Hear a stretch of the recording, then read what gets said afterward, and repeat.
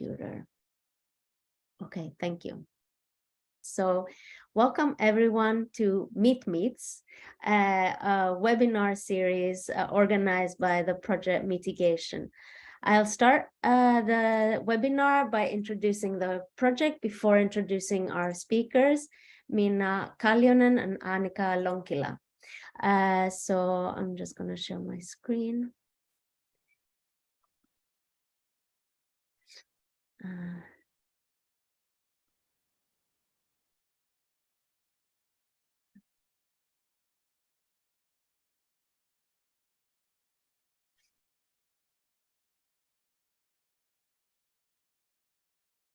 Okay, so welcome to Meets Fall 2022. There's a jingle here. I can try and play it. I had some issues earlier with it, so maybe it's not gonna play. I think it's not working. Our beautiful jingle. It's half the experience. I apologize, Minna and Annika, for this technical glitch. I for some reason it wasn't working. So the webinar series is organized by the project MEATigation towards sustainable meat use in Norwegian food practices for climate mitigation. So our speakers today, as already mentioned, are Minna Kaljonen and Annika Lonkila. And they are going to be talking to us. Oh, sorry. Oh, so sorry.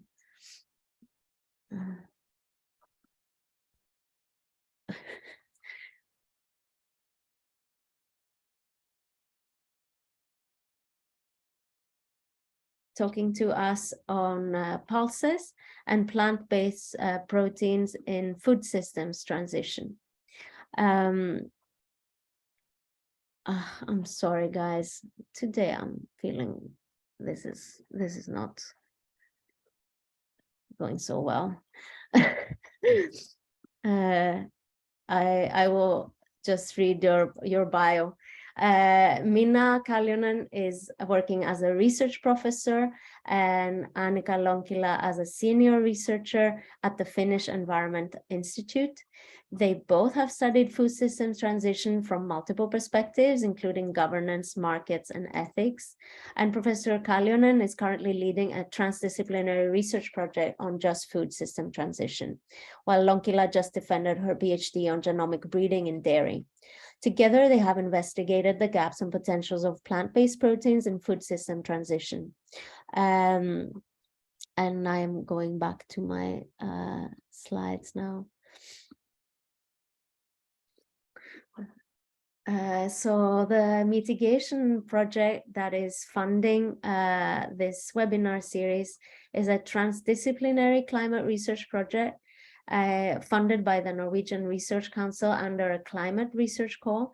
So the project is quite special because it is a social sciences, humanities, and arts project that was funded under this call alongside the science or sort of harder science projects.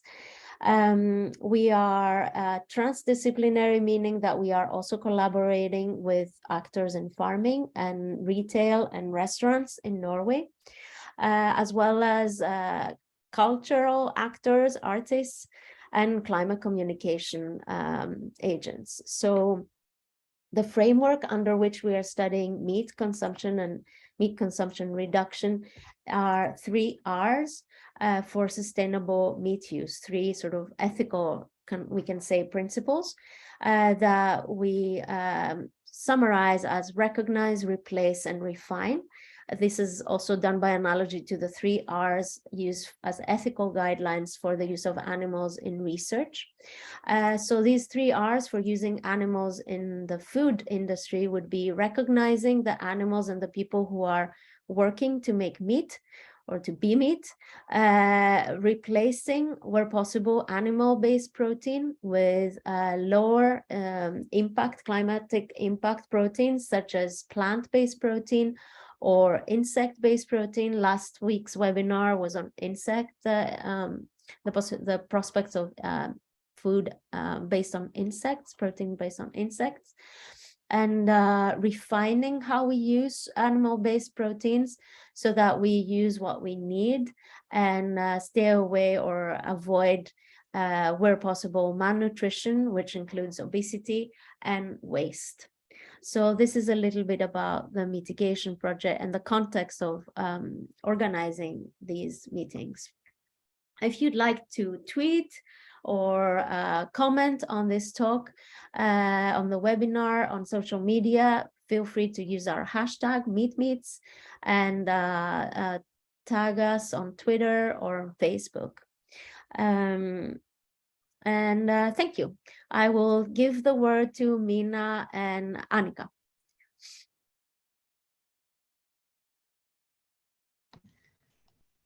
So thanks a lot, Sophia, for inviting us and introducing us to your webinar. And Anne, we are both me and Annika. We are working at the Finnish Environment Institute, which is it's a research institute in Helsinki, in Finland, and we have studied food system transition during the past decade or so, I would say, from multiple angles. But today we decided to really concentrate upon the pulses and the plant-based proteins and what could kind of their transition potential, how it looks now and how it could be in future. And this, what we will be talking today, is related to our research on what we have done both on the kind of market transformation and the kind of also the policy or the governance aspects on plant-based protein transition. So we will be raising some empirical results from our research from these perspectives. We will start about discussing a bit that what could the potential be, or how is it kind of seen now today, and why we need to take a food system perspective in analyzing the transition potential. We both are more and more kind of leading or moving towards the food system perspectives in our studies, and today we will be addressing them both from a kind of a market perspective and then also thinking about the kind of not some singular policies that could kind of help either farmers or consumers in producing or consuming more legumes, but rather looking at how does the whole policy mix look like at the moment, and how it could be kind of developed further. And we will conclude with some remarks on the potential, and maybe we would, we would like to maybe open the discussion then for a collective discussion more towards the research needs for future. And actually the research need discussion in this kind of moving from animal-based to more plant-based food systems was actually the first occasion where I met also Sophia. So maybe we can memorize a bit of those discussions that we had also there on the future research needs. Okay. We will be both talking, me and Annika. I will start first a bit on the potential, and then we will highlight some results that we have learned from the Finnish situation at the moment.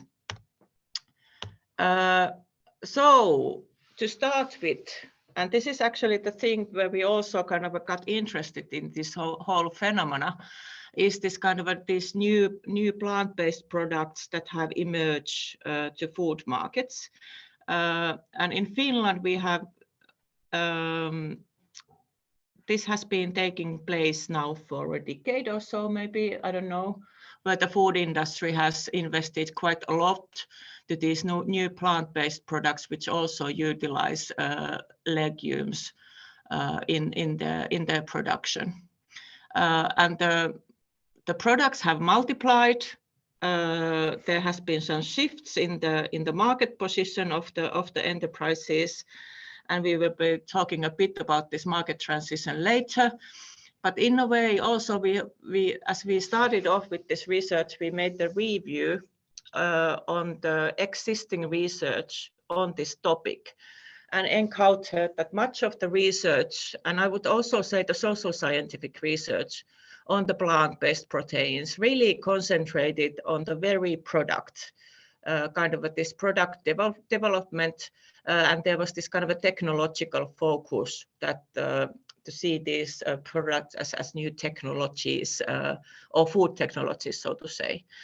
And then also the consumer preferences, that how would the kind of, because there was this arising need for the rising attention or interest of consumers on these products.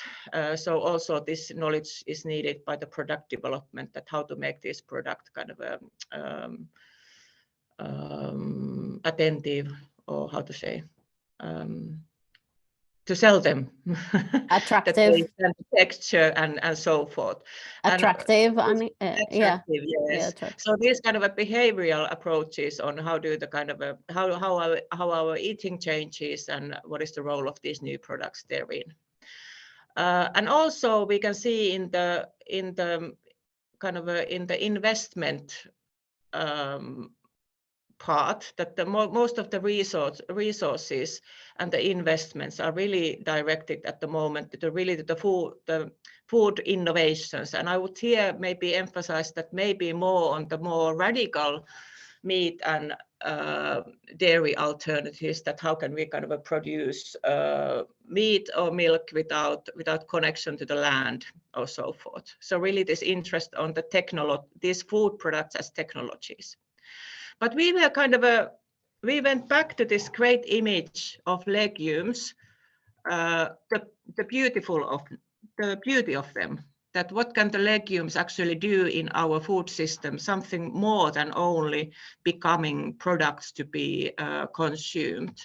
And we see that the legumes actually can offer a much greater potential for transforming the food system, not only with regards to kind of what is eaten or how we use our land, but really going deeper to the soil and how we take care of our soil and what kind of a crop rotation systems we have at the farm, but then also how to kind of appreciate the legumes as part of the sustainable diets in more comprehensive sense. So this was the starting point why we got interested in here, that there is something interesting happening, but how far does it go? And this is why we kind of also then posed ourselves the question that what is the transition potential of these new plant-based products? Some background for the situation in Finland. I don't know how it looks in Norway at the moment, but as I said, so we have these new plant-based protein products in the markets, and they have attracted a lot of attention also by the consumers, so much that actually now the enterprises or the companies are saying that the consumption is somewhat stagnated, that it has kind of stabilized, so that the biggest increase has already happened, and it's kind of the market has stabilized for these new products. When we are really talking about this, anyhow. And then also we can see the tendency that these products were first developed by startups, so that they invested in the new food product development. But lately, these startups have, or I would even say that most of them have been bought by the established food industry, and they have kind of invested in the new plant-based production lines. And this is, of course, interesting development from the perspective of transition, what happens when the established dairy and meat industry takes on board these new products into their production lines. What happens to the products? What happens to their marketing? But then also kind of is it the what is the potential for really for transformation there? In the meantime, we also see that actually what is kind of now the gap or the kind of the problems, and they mainly go towards the production of the legumes. And the whole value chain is not functioning well at the moment in Finland. And for example, like most of the fava beans that are produced or cultivated in Finland, they still go to feed. Only approximately 1% of the fava bean goes to food. So there is a big step for raising the quality of the fava beans so that they are good for the food and not only for the feed. And then then thinking about the farmers introducing legumes into their crop rotation. So it's really about the security and security of the harvest and the profit gained from there. And at the moment, we are also missing the protein fraction industry, which is a crucial thing in the middle of the value chain for the industry to get domestic source to their products. And at the moment, for example, for the fava bean, so much of the fava bean for these products is now imported. But then when the agricultural economists or the modelers who estimate the potential of the production of the legumes, for example, in Finland.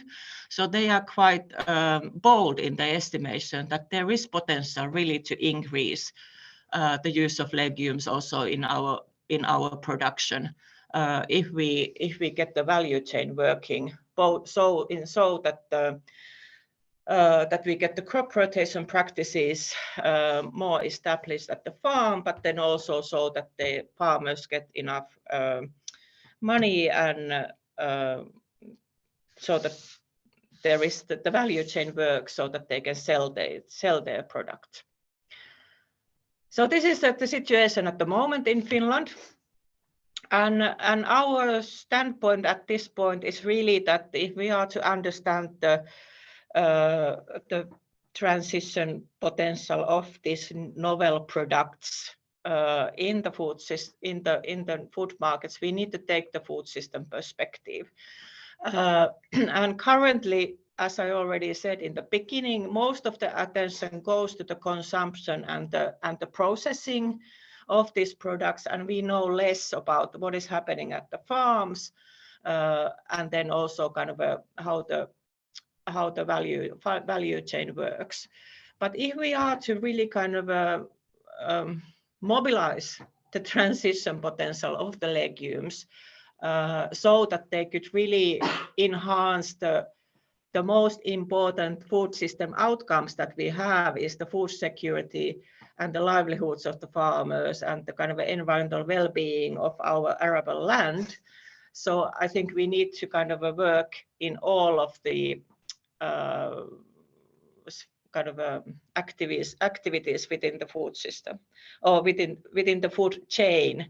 And of course, food system is bigger than a chain, much bigger. It has all the kind of the policies and the governance which is affecting it. It has the national economy as a whole which is affecting it. It has all the social and cultural values through kind of affecting the ways in which how we produce and consume food. So this kind of a system perspective, I think, is really important in any kind of a transition research that we are doing to get a better understanding and grasp that how is the dynamic, how are they going.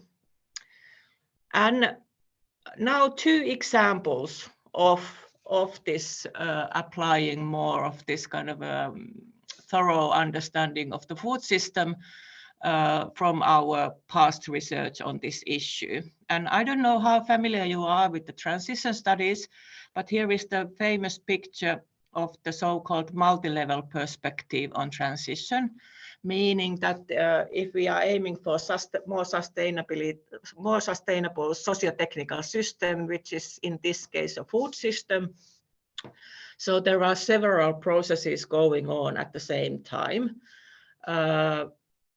First of all, there are kind of we need to support the novelties in this case if they are these new products. Sorry, Minna, to interrupt you. Could you hide this little window at the bottom of your screen, because I think it prevents us from seeing your figure. Yep. Yeah, thank you so much. Yes, Thank yes. you. Yeah. So we need to kind of support the novelties so that we have in transition, we need to create favorable conditions for novelties to emerge. And here the diversity is the key, but then really to then support them also to kind of scale up and really start to challenge the regime. And the regime in the middle is the one which is kind of the established practices. And here is the science, culture, investments, policy, skills, consumer preferences, all those that are the investments in our food system functioning at the moment. And for example, if we still take the case of Finland, I would say that our investments in the Finnish food system are very much heavily relying upon a dairy chain, which is kind of the very foothold has been of the Finnish food system for centuries. And if these new novel plant-based proteins are to really breakthrough, so something needs to happen there in those practices. And this is, of course, a difficult thing to do. And then there is the third level, which is the landscape level. This is the introduced by the Frank Hales, and I noticed I don't have now the citation here. But anyhow, from Frank Hales is this multi-level perspective by origin, but it has been then developed a lot and utilized a lot. But the landscape development is then kind of these greater changes in our value systems and or even the kind of disruptive developments like now, which is happening due to the war and so forth. So these may also affect the regime to change. And it's really this kind of this transition perspective tries to understand the dynamics of change in these crucial points. And the crucial points may be this, here is the bold green arrow where the niches aim to break through. And this is now actually what Annika will be talking about a bit when she has been researching what is happening in the markets when these niche products aim to break through to the regime. And there is some interesting tensions, ontological tensions going around, which kind of play with the cultural meanings within our regime. And then the other dynamic was really, I already said that coming from the landscape, and this I think is really now relevant for the moment that we are living now, that how the food security crisis and, for example, the rising prices of the inputs to the system, how do they kind of maybe could they somehow affect the regime? And here, of course, also the legumes could have a play because they also provide nitrogen to the production. Another key point in the transition studies is that the transition, they actually are very bold in saying that, well, it can take place without any policy guidance, but if so, it will most probably be quite disruptive. So more a crisis than a kind of a managed transition. So in transition literature, there is a lot of interest in a kind of what kind of a policy mixes are needed to guide and support the transition. And this will be a second example that we will be talking about with our research, where we have kind of scoped amongst the food system actors that what kind of a policy mixes would be needed to strengthen the legumes or the legume value change. But this is now actually, this is the background, and I will now give the floor to Annika, and she can talk a bit more about the market transition. Thanks. Hi all also from me. So yeah, I will be talking about the ontological tension within these plant-based proteins, and how, well, basically what is happening on the markets in relation to these new products, and how that impacts kind of the transition potential of these products on the systemic level, and what is their potential for reconfiguring the regime. So as Minna said, we have done this review on existing research or related to all types of novel proteins, also these not specifically plant-based proteins, but all types of proteins, and in relation to plant-based proteins, where the research focuses, it focuses on tensions on markets. I'll say a bit more later what we mean by that, and then the consumer preferences and acceptance. So consumer preferences and acceptance mean questions like, how do these products taste like, what is the mouthfeel, and what do they look like, and these questions are often framed in relation to meat.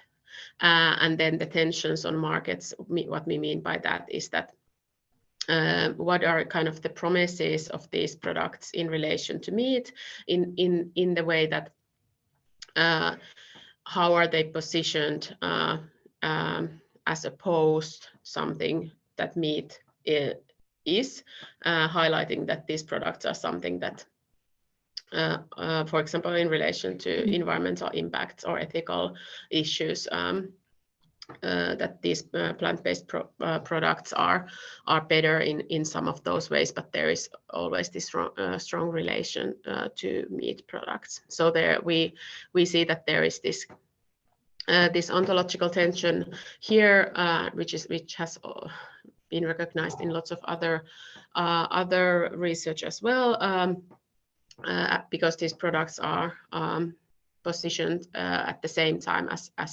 similar and the same as meat, and then as something different to meat.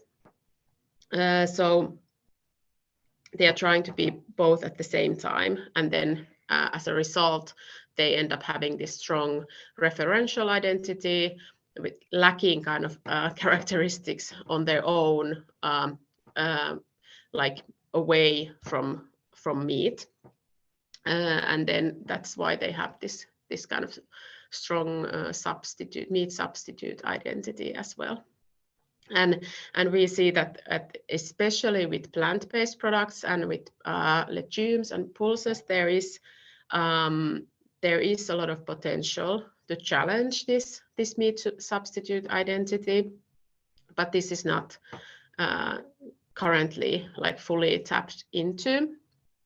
And one of the issues why this is not tapped into is that a lot of the consumer preferences research is telling us that, for example, that improved product quality is in consumer studies linked to similarity to meat. And then this is gearing, of course, in industry, how they perceive this issue.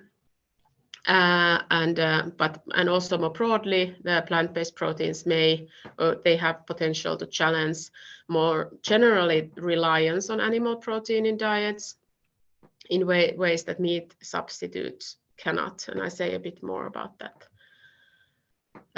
later as well, how we see that. And then we also did this empirical study with 4 companies on with plant-based protein products on the Finnish market. So these more like processed legume-based plant-based proteins, and in very different kind of food industry categories. These companies that from startups to established like these food companies who also have a lot of meat products and are one of the largest food companies in Finland. And we were looking at their marketing practices and how they what emerged from there was this strong focus that they have from on the idea of building a new category for these products that didn't exist all that long ago on the market at all, and how they were doing that. And we found very interesting this kind of double process of detachment and attachment coming from Minna Kaljonen's work in field of performative economics, where it is thought that all new products entering market, they must do this kind of double work at the same time, where they differentiate themselves from existing products on the market. So there is a process of detachment, but at the same time they must position themselves within the existing networks of relations and values on the market. So there must be some sort of attachment for consumers to somehow familiarize themselves with the products. And we were looking at how these companies and products do that. And what we were interested in is that how this positioning and marketing of these products may impact their transition potential on systemic level. And what we found out is that at least in the context of Finland, and yeah, I should say that these products are for the most sold products on the plant protein market, in relation to these more processed plant proteins. So what is happening there is that there is this strong element of this category building that I was discussing, which means that there is this need to detach the new products from the first generation of these plant-based proteins, which would mean, for example, tofu and this textured soy protein, which has been on the market for years and years in Finland and elsewhere. So these new products, the companies wanted to detach them from the user interface and the taste of these earlier products, but also from the ingredients, because soy was usually the ingredient in those, and then that is currently, at least in Finland, not perceived so well necessarily by consumers. And also they wanted to detach it from this kind of niche identity that these products have, like geared heavily to the vegan consumers, for example. And also they saw that these products have this very strong substitute identity, which is in many ways ironic, because we also see that these products do have that substitute identity. But then what they wanted to attach these new products to was this marketing for flexitarians, and so meat eaters who occasionally could use these products, and not for vegans or vegetarians. So this type of food that these are food for all, also heavily in integrating like children in the message, that these are like not very complex tastes or anything like that, and that can be used in lots of different recipes and so on, that they're like this, the taste of these products on their own is not too overpowering, for example. And then they also, in relation to marketing narratives and images and so on, they chose very like this non-confrontational marketing, which is quite different, for example, compared to some other companies such as Oatly, for example, in Sweden. And that this is something that they actively stated, that we don't want to go down the same road as Oatly has chosen to go, that we want to use humor and support small changes in diets, and highlight these everyday routines, and that these products are suitable for the most common Finnish recipes and meals, like macaroni casserole and stuff like that, and then that they didn't use, for example, these messages related to animal welfare or ethics, that, or like anything that would state that there is something wrong with meat. and also not in relation to environmental messages or climate impacts of meat. And then they also attach the products strongly to the structure and mouthfeel, and also nutritional value of meat. And then so putting this all together, so the marketing of these proteins in Finland has been very like consensus seeking, and what that means then, what does it mean that the similarity to meat is at the center of the marketing of these products, and also the attachments to the everyday foods and like everyday diets. We see that this can be a little bit problematic in terms of the transition potential of these products, because first of all it reinforces the role of meat in diets, so highlights recipes where meat or meat-like product is the center of the dish and the center of the diet, and not necessarily focusing on like more creative thinking about how we could integrate pulses in our diets, of course, because these products are planned to replace specific types of meat, such as minced meat, for example. But then also this type of marketing reinforces meat as the source, as the kind of the main source of pleasure, and as there was even these marketing campaigns very directly stating that you can still eat like a big steak on holidays or something like that, but try our product on Mondays or something like this. But then that is of course done to lower the threshold of experimentation, but then at the same time it can reinforce, or does reinforce, meat as the source of pleasure and as this celebratory food. So what we are missing is these novel positive associations for these plant-based products, and we see that these would be needed to truly reconfigure diets and tap into this transformational potential of these plant-based proteins.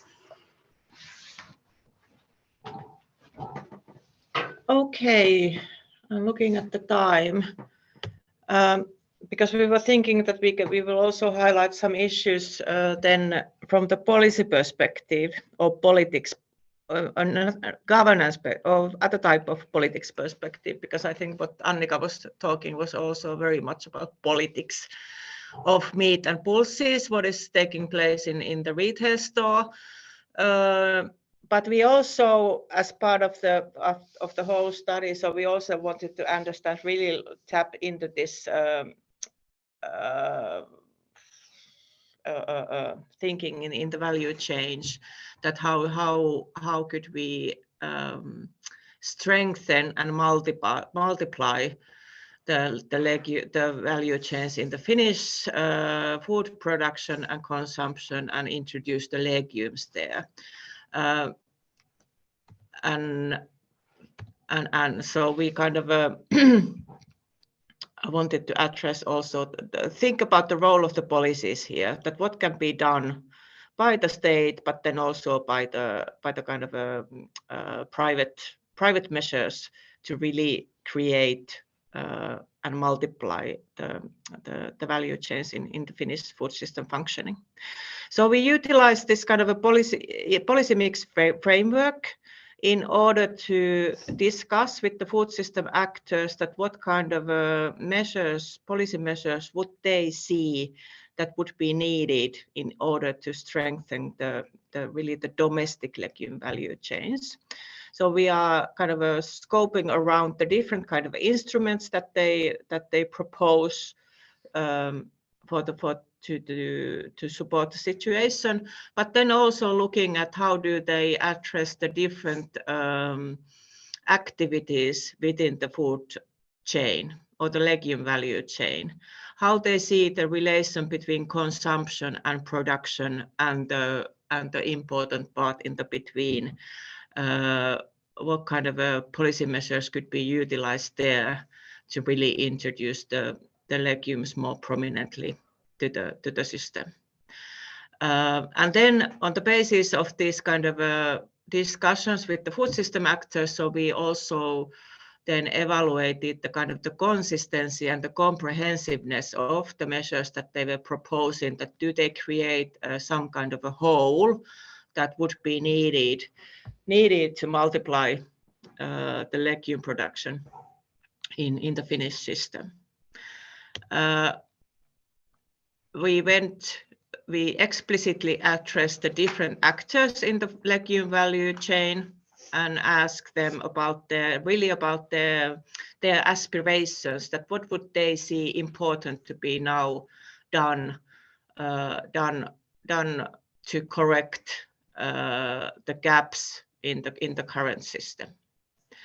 And in the analysis, we were able to distinguish three different policy frames who actually proposed quite different mixes of policies to change the situation, or in order to strengthen the legume value chain.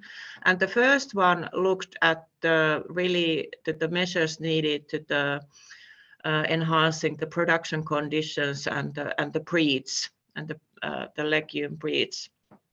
And this was no surprise, very much supported by the actors in the production side, including farmers, but also feed companies, and then also these kind of breeding institutes. So they really called for more funding for research on more funding for the plant breeding in order to develop these harvest-proof plants that can be cultivated in the north, but then also addressing the current agricultural subsidy system, that what could be done there in order to kind of bring in the legumes more prominently to the crop rotation. But here I would say that in this policy frame, it was very much the legumes were seen. It did not differentiate between the legumes for food and feed, and it was more maybe what was for interest with this group of people was the domestic protein feed production, that what role the legumes can have for feed and the crop rotation as well. So not really going very far towards using these as food, but what was more important for them, how to bring them into the feed and into the crop rotation, and what kind of agricultural subsidy measures can be utilized there. And then the second policy frame is actually very much was supported by the group of people that Annika was talking about, really the food companies, that they really see that there is disruption is and can be done by the markets, that no public policies are needed, just let the markets rule and show the way. If they wanted any public support on the building of the value chain, it was more towards the kind of investments or the help in building products for export. So this kind of to make them even more competent, and then also this kind of a public funding for the product development phase. For this kind of startups and so forth. And what was also actually then raised here, which was the same as in the previous policy frame, was this, that could we develop the contract farming practices in such a manner that we can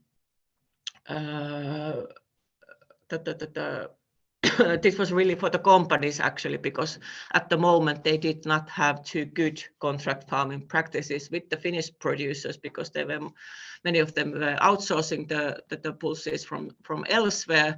So what could be the potential for developing the contract farming with the farmers for getting the pulses also for food? This was actually the only policy frame that was also questioning the current structure of the nature of our agricultural subsidies, saying that we should also phase out the subsidies, kind of being logical with the kind of a market frame, and seeing that the subsidies at the moment, they distort the markets and really are hampering them for their niche to mainstream into the regime. They also had an interest on the consumer side, as Annika was saying, but not, I mean, then maybe it was more about this kind of what can be done in the retail and by the food industry in terms of getting the consumer attention, all this kind of nudging strategies and so forth. The third policy frame was then another totally different frame for seeing this policy issue, was really mainly concentrating on a more general level on the sustainable diets, and actually was very much pushing for stronger public steering for sustainable and healthy diets. And this policy frame has a strong kind of a history, or relates to the health discourse, where it is very much favored also amongst the nutritionists and the public official in this realm to ask for stronger public guidance on our eating, that if we don't guide it at all, so we all end up eating unhealthy. So this group of people were really ready to have also stronger public guidance on the sustainable diets. And here the public food services, the school meal system that we are having in Finland was seen very important ways in which how to introduce also the pulses to the Finnish diets, the public procurement thing, but then also a big bunch of more economic instruments that could be utilized in guiding our eating, including some taxing or the reduced value-added tax on vegetables, thinking about how to introduce these new criteria in the lunch vouchers and social support mechanisms and so forth. And this also relates very much to the development that is happening within the nutrition recommendations, that the environmental criteria should be integrated there as well. So this frame was more concentrated on the consumption. They had not so much interest on the production or where the legumes or the pulses come to our diets, but they were more reliant, just interested in what we eat, not where the food comes from. And this is in a way no surprise, meaning that there are very different policy frames and ways in which how we understand how actually the public policies should come to play in thinking and guiding the development of sustainable food systems. And we see this as a bit of this is a question if this is a problem or not. But it is a problem in that respect, that if we are kind of introducing or trying to introduce this or multiply our food system in such a manner that it's not only the dairy sector, which is the most important value chain there. So we need to have a vision and ability and capability to look through the whole system. But at the moment, the people who are speaking for either sustainable production or sustainable product consumption, they tend to start from a very different positions. They from the other sides of the chain. And this is problematic for developing a more consistent policy and the kind of this instrument policy mixes for really supporting the in this case the strong legume value chain. And as I said, the production and consumption are very seldomly considered simultaneously. They are kind of two separate issues in this. And for food system actors, they are happy with the part where they are in, and it's hard for the producers really to go think about that what is needed in the consumption, and the other way around, that there is really still a way to go to meet these interests in the food system. And then also very importantly, which is also maybe more for the future, that in these discussions it's always easier to propose policy measures that aim to support something new or this kind of niche acceleration. It's much harder to suggest or even go for the destabilization measures or the destructive policy measures. And as I told you about the example of the market frame that they were calling about the phase out of agricultural subsidies, which is of course a vision. It cannot be kind of done in such a manner, so it should be detailed in a much more detailed manner. That what would it mean? So, but it was very, and as Annika was also saying about the positioning or the category building for these new markets. So there's very little interest or wish and will or boldness to really challenge the livestock sector as it is and all the kind of a public money that is going there. So maybe then finalizing concluding words. Yeah, thanks. I think you said most of this already that we wanted to say, but yeah, just like bringing it a little bit together, and I think we are over time as well. Yeah. But yeah, what we need is support at the farm level, because as we know, it is not very easy at the farm level to change things if the system is not changing, and while there are and there can be like these support mechanisms at the farm level, if the system is not supporting them, they are not enough, and we, as Minna said, we are seeing this lack of money and lack of will across the chain, the food chain, and between these different actors in the chain to truly support and create these plant-based value chains. So the food industry actors are not willing to put the money there, but also public support to investments is lacking, and we could learn there from other countries as well, but it's politically seems to be very difficult in Finland, as is the destabilization of the regime, of the livestock regime, and especially in Finland the dairy regime.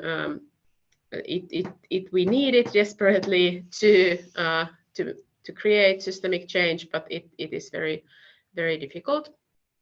And yeah, as I also said before, that we also need to rethink kind of the cultural values related to diets and integrating plant-based proteins and pulses. We cannot do it by the rules of meat and dairy products, but they need new rules and creativity there. And yeah, we have some indication from research that it is like young women are most open to experimentation in this regard. So maybe there is the key. I don't know if we stop here or then just one final concluding word. Sure. Going back to Sophia, where we met was really about then taking this food system perspective also on the research needs or the research priorities if we are to move from animal-based to more plant-based food systems. And I just wanted to highlight this one article that we have published here, where we identify specific research questions across the food system that should be kind of where we should direct our research attention to. And what was interesting actually in this exercise that we did is that when we use this frame of moving from animal-based to plant-based, so immediately the ethical issues come to front, and it was not too easy with amongst the researchers as well. We had some quite strong ethical debates, and we came from different positions to the ethics, I would say also, meaning that we did not now touch upon a lot about the ethical issues here in our presentation, but this cannot be kind of a sidelined, but it needs to be brought to the table as well. And I think also Sophia, nicely you highlighted that how you have it on your project. But this is maybe, I hope that I'm now interesting to see that This is great. Yes, this is great. What you got out of this. Yes. I propose we have, if that's okay with everyone, just a 5-minute break, and then we return for questions. So 35 to 4, we can all be here. So 3:35, we start with a discussion session. Thank you so much, Annika and Minna, for this great, very stimulating talk. See you in a bit. Thank you. Yep. So I'm recording again, and I'm looking forward to our discussion. We don't have any questions on the Q&A, but maybe you want to raise your hand and sort of join us that way. Mani, I see, has a question. If that's okay, Mani, I'm promoting you to panelist. And I see a hand from Kate afterwards. I'll make a note of the order. So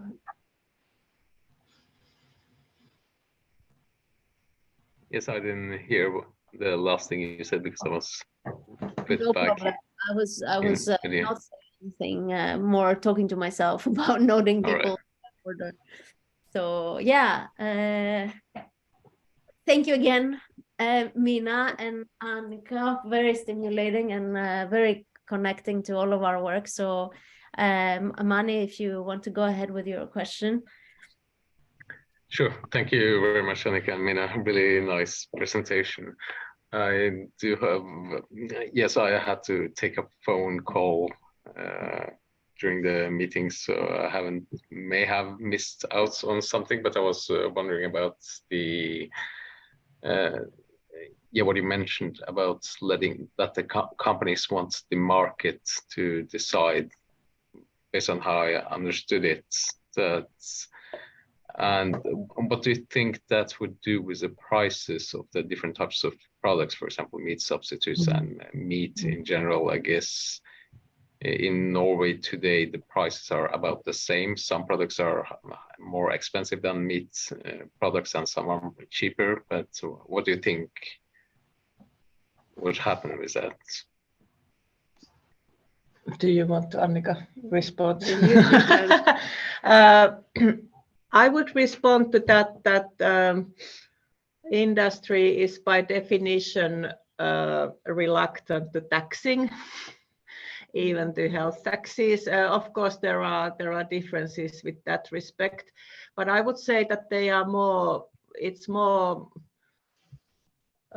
natural for them to speak for the voluntary measures also with respect to what the industry can do, and then we are talking more about the positioning of the products and so forth.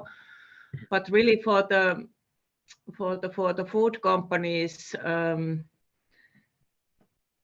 I would say that they are still reluctant on having any public control on the prices. Of course, there is the value-added tax which is reduced for the food, but otherwise, I think the logic really goes that the market should decide upon the price. But if you have a different opinion. No, same opinion. But then that also means that they would like to see that the subsidies now kind of distorting the prices of meat products would be removed or more evenly distributed, I guess, so that the plant-based and meat and dairy products would be kind of on the same threshold where it comes to kind of public support. impacting the price point. So yeah, that's Yeah, actually, it. so also from that point of view, kind of having this phasing out of the public subsidies. In the meantime, I must also admit that no one really, they might say it as part of the sentence, talk about the agricultural subsidies, but no one is really, everyone is acknowledging the troubles and the problems there, but no one has the guts or also being realistic that it's something that cannot be just ended like that, but it needs to be rethought maybe. And then I would maybe continue from there, is that this rethinking of the subsidy system is then something that is only left for the farmers and the Farmers Union and the Ministry of Agriculture and Forestry, and the others feel incompetent of taking part. And I think this is actually, from a public policy point of view, the bigger problem, that it's created into this kind of a subsidy system that no true public discussion can take place around it. Yeah, But that was a good addition from Annika, really that this is the way the thinking goes then, that the subsidies distort the market. Thank you. I think That's we great. pretty much have the same thing here in Norway. That's... Yeah. Do you Which in a way makes the, of course. Yeah, or we take the next question. What do you think, Mani? Did I interrupt you, Minna? You wanted to follow up with something? No. Then maybe we take the next question. We can come back again as well to it. I can maybe invite, I think it was Kate and then Minna Kanerva who are on the line, and then I put myself there as well. So I can promote you to panelist, Kate, if you would like to ask your question yourself. I mean, I can just promote everyone to panelists, and then we see who that would be nice. Let's do that. Yes. Then you see all of the people who are joining us, because I don't think you can see everyone. And of course, feel free to decline joining us as well.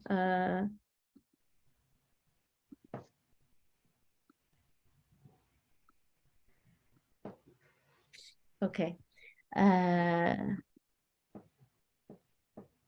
So I think, Kate, it was your turn. Thank you so much for joining us. Oh my gosh, thank you so much for this this presentation. It's really interesting, and it's something that's been on my mind for a long time in terms of not only food sustainability and eating for a healthier planet, but also how to get the behavioral shift. So I'm most interested in your policy frame 3. And I was really captivated by something that one of you said earlier in the presentation about meat remaining a celebratory food. And I wonder how we can push back at that, because I see in the policy frame 3, to me, I'm from Canada, and I interpret that our conscious changes in diet for nutritional purposes, it seems here in my environment very much a virtue signaling thing, either for our own health, to save the healthcare system, or for the health of the planet. And it's a conscious thing. But what I see is in terms of product placement in the cultural products that we consume, movies and television.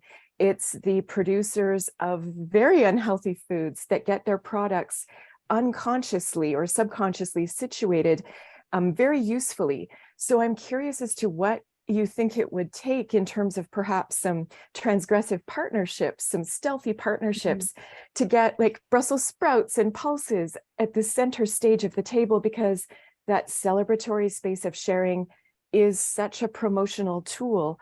And until we shift the celebratory position on the dining room table of the meat and the pulses and legumes, I'm not sure we can shift our behavior. I'm not sure if you've seen anything like this work. I don't know as to what's the solution to that, but I think that at least at least in Finland, there with these companies, there has been the idea that we, or what we criticize is exactly that, and that has also been quite, because we have then of course been also discussing with the companies after our analysis and what they thought about it, and it was, some of them were quite taken aback a little bit about that okay, that because they have been thinking like how we can lower the thresholds on all sides, that we can like get the masses, the critical masses to try these products and integrate them as part of their daily routines, and then there we could actually get the bigger change. And then we were saying that okay, but actually that might not be the way to go, because then the reference point, as you very well put, still remains, meat remains the reference point for anything like pleasurable and positive in a sense. So and even beyond that, just the idea that the plant-based protein is nothing but substitute is problematic, and then this actually got them thinking about it. But I mean, I hope and I think that they might rethink their strategies, but as to what they should do instead, Minna, do you have ideas? No, I mean, this was a very good point, because the policy frame that you were referring to is a very serious one. That it's a serious issue what we eat, and so that's henceforth we need some public guidance there who tells us what to eat and gets the incentives in right place. And I think this is really, you are going to the really to the key point here, and I think how we can kind of think about the policies in a new manner with that respect as well. And this goes back to the emotional and cultural character of both food production and the consumption. In both places, the emotions and the values have such a big role to play. And I think at the moment, our policies are very bad in handling those. They are bad in handling those values and those emotions that are experienced on the farm, that what should be done the other way, and it's only got that they get hurt. And then in the consumption, I would really like to go towards this more playfulness, a way of seeing how we eat. And I know that in the I don't know if it's a nutrition sciences, but the social sciences interested in nutrition, there has been this interest about not taking the food so seriously, and this having this kind of a more adaptive and adjustive and even playful. I don't know if they go so far as being playful with the food. And I don't know if you can be playful with the food at these times what we are living. But anyhow, I think there is a lot to learn there, and we should go towards that. Yeah, but also what you were saying, like in relation to this, what should change, that there is a lot of money and interest going into not changing the system. So it's just a lot of like this institutional unlearning and everything needs to take place there. Yeah. But thinking about the policy instruments from a more joyful perspective, I think would be something that to be creative. Thank you. I think that sounds interesting. Joyful policies. Other than nothing. I'm just a bit aware of the time, so I want to make sure Minna is able to ask a question. You want to read your question, Minna, or now you don't have access to it? Now. Yeah. Okay. I can say it. You can say it. Yeah. Thank you, first of all, Minna and Annika. Really interesting presentation. You mentioned young women as consumers in challenging the system, but other than as consumers, which other actors could there be, in your opinion, to challenge the regime in Finland? Good question. Thank you, Minna. I put that young women because we have some indication from the consumer studies that it's really the young women who are more interested in plant-based eating, but then also, as Annika was mentioning, having this experimental attitude in trying out new. And I put it there because of the feminist perspective, that women that we should mobilize the knowledge of women better in building our sustainable food systems, meaning also the food service personnel ladies who are low-waged. That they have interest in, those ladies have interest in care, in caring about for example, the eating of the children that they are serving. And I think this understanding of care is another important thing when learning for more sustainable food systems, maybe somewhat connected to the joyfulness maybe as well, I don't know, not taking that too kind of seriously. But the other actors at the moment, the most of the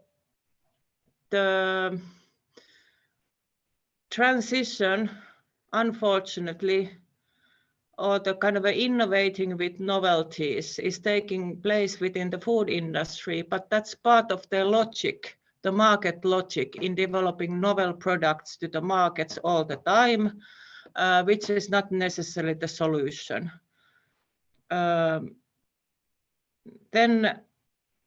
So we need to take a critical eye on that if it's totally kind of driven by the market logic that the food industry is at the moment having, meaning then of course that the going for resource efficiency and so forth.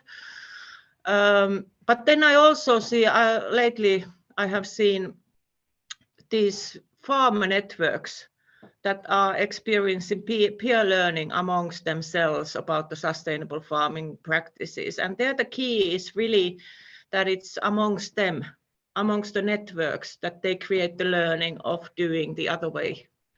And they practice it on the ground and in their fields and so forth. And there is this kind of, I can see some potential rising from there. And it's partly a civic movement as well. So I think the change is now everywhere else than in the policy, where we have only the vested interests and the money at the moment. But I don't know if this was satisfying answer. Yeah, I mean, it's a really tough question. Thank you very much. Yeah. Thank you. I have Sylvia and me on the list for questions, and you can all think and follow. We can follow up as well from people who have already asked the question.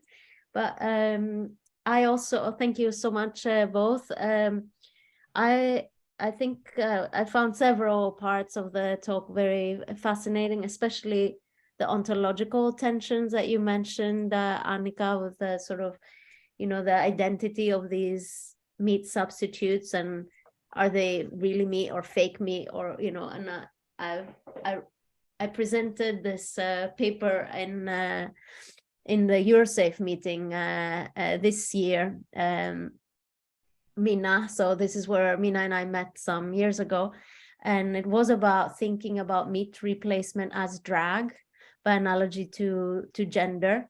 So thinking of plants being or becoming meat by analogy to the performance of like drag queens. So the analogy there was that meat replacement is to me as drag is to gender. And so like this kind of, I think it's interesting to think about, because in some ways this kind of fake flesh or fake meat is kind of reverberating on the level of actually of gender. So there's been a lot of discussion, a lot of things written about gender and meats, as you know, as you both know, but thinking about actually the ontology of gender and the ontology of meat at the same time, I thought was very interesting and also kind of provocative. So I can send you that paper. I think you will be interested in it. But so I was very, like, it was great for me to see you, see us thinking about this thing at the same time, kind of. And because of course it's a it's a question, you know, for all these critical race, critical gender theories, like how do you deal with these oppressive, problematic categories without using them? Like how do you resist them without falling into them again and again?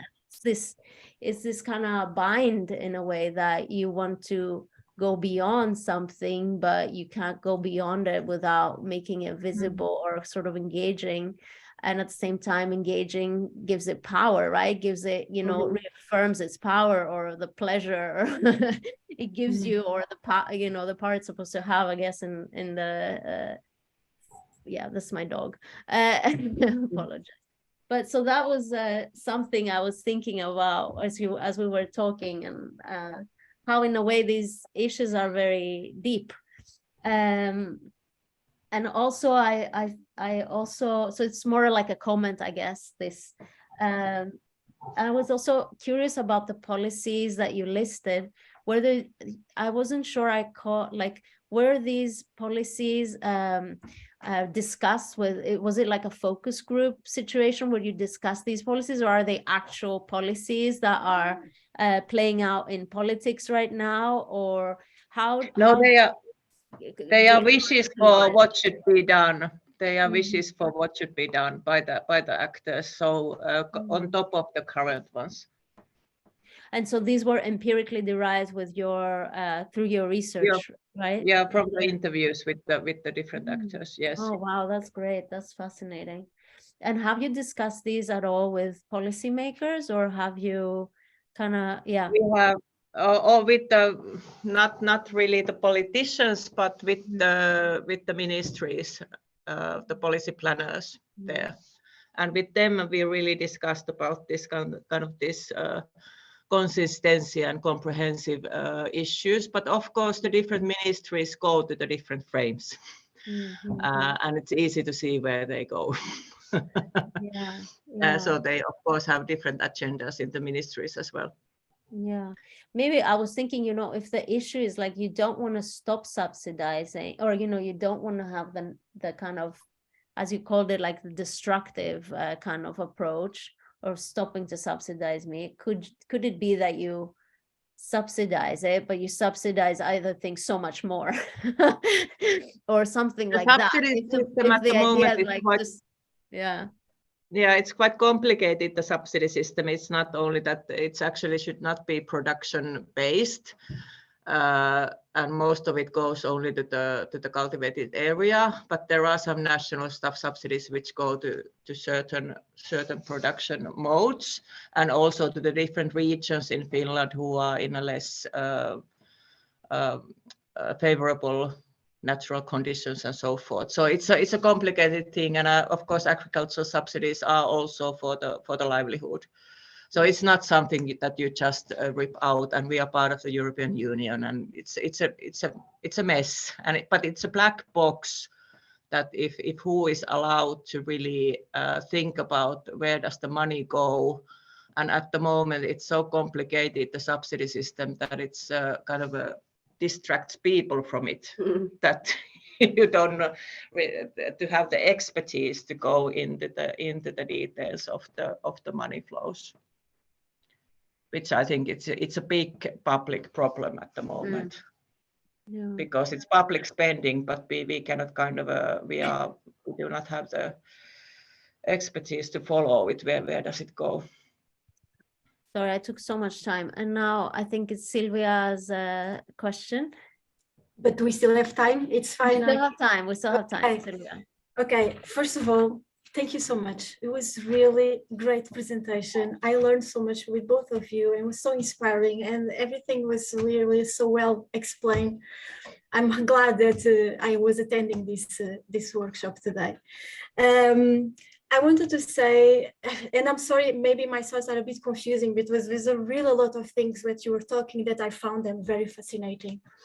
I was thinking about how this system is so resilient. So I was thinking about this resilience, you know, in opposition of the disruptive. when we have these two, resilience and disruptive, how much the system somehow defends itself to keep to sustain, actually, if we want to use the word sustainability, to sustain this system, right?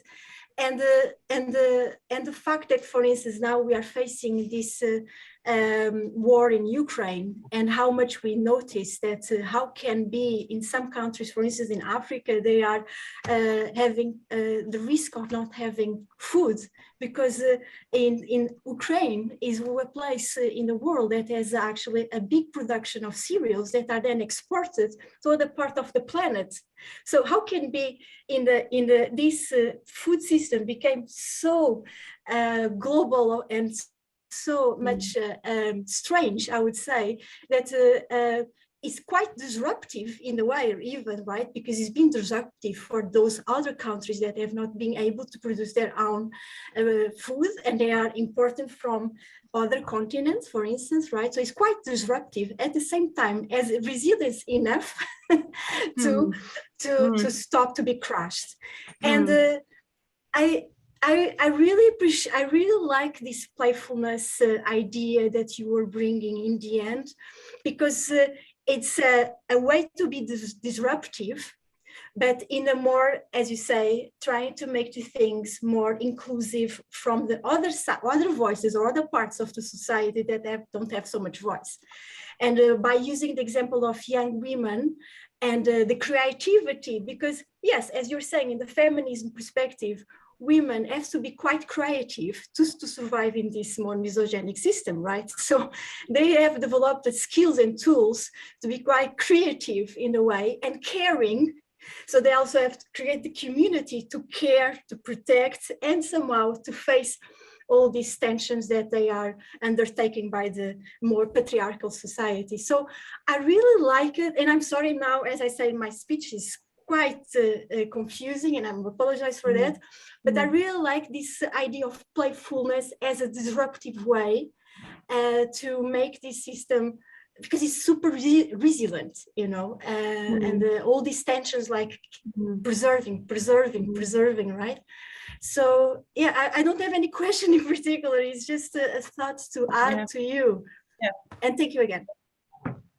Thanks a lot. Great commentary, I would say, and also this kind of how to be disruptive and resilient or sustaining at the same time, which I think it nicely captures maybe the situation at the moment. I would also kind of bounce back the creativeness and the playfulness back to us researchers, that what does it then mean for us? Because we also tend to be so serious with the food system all the time, that what would it mean if we kind of reshuffle it in some other way? Would it have any? What would it mean then in research practice? I mean, I think that's a very interesting comment. I'm a clinical dietitian, by the way, and it's very interesting to see how much we try to force the nutrition guidelines all over the countries, all over the world. For instance, the Mediterranean diet, which is of course considered as a very good diet. Here in the Scandinavia, I mean in Norway, they wanted to bring the Mediterranean diet as a reference. But I'm wondering if this even makes any sense. I mean, somehow the Scandinavian people managed to reach 2022 as well with their own practice, with our rules and values of food. So this, just to touch upon what you're saying, this seriousness of the food and the rules and what we should eat, maybe is always based on a single narrative, like a single and very conservative narrative. But again, I'm a clinical dietitian, so of course I have my background concern about health issues, but in a broad way, I found it strange. Yeah.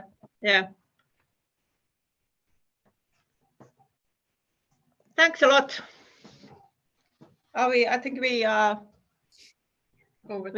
made out. I mean, the time is full. The time is 4:04. Oh, the glass is full. The time is it's time to say goodbye.